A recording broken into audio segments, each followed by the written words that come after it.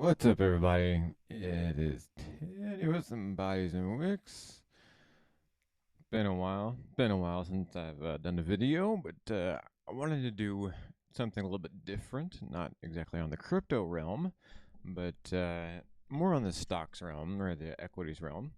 Um, Only because I've been watching this industry for a little bit, and it is regarding graphene. If you are unaware of graphene is, it is, well,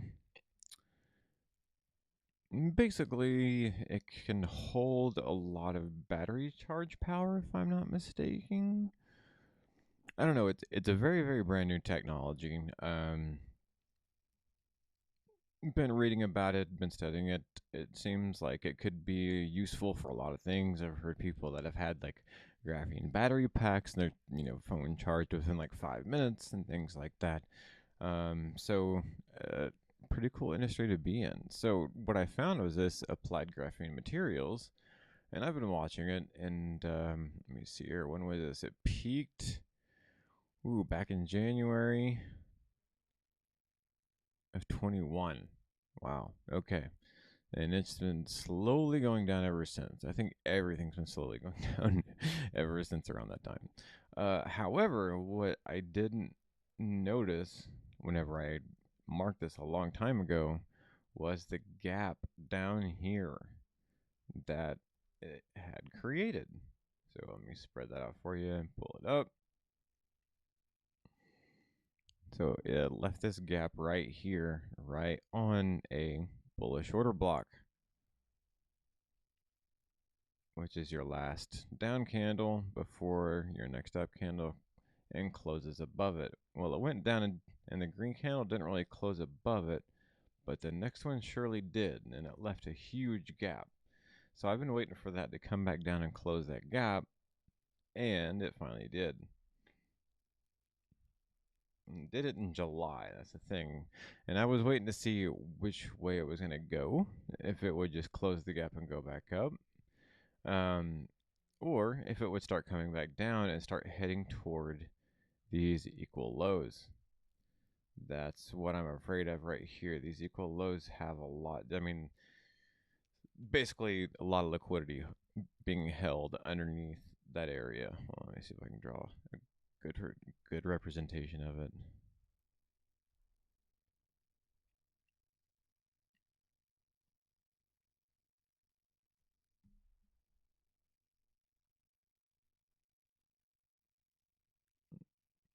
All right, so just below this area, this is where everybody who is a typical retail trader would have all their buy limits set.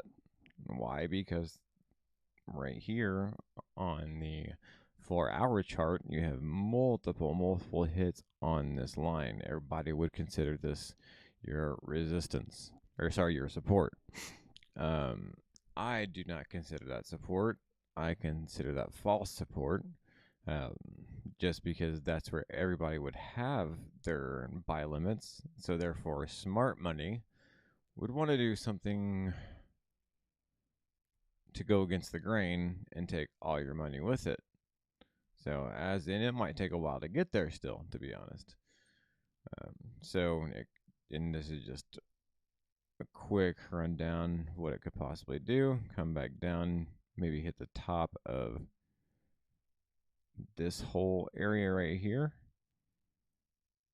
Then I guess it possibly spring up, make it look like it's going to give a run, and then drop.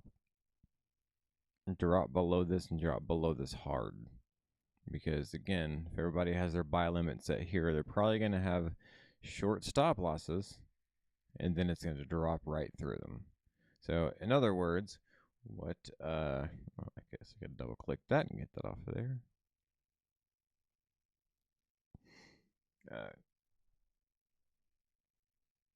What your typical trader would be doing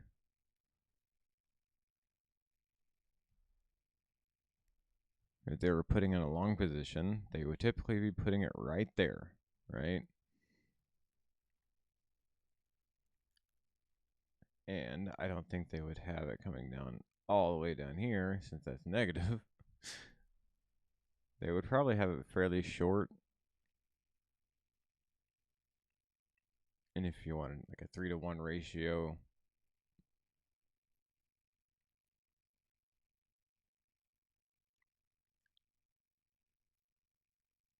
yeah, it's about exactly where they would want it. Because then that almost evens up with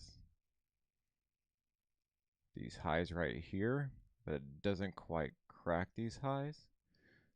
And like I said in the one previous to that, may make a little bit of a lower high here, come down. Then I think it might try to make a run up and then make 2 equal highs here.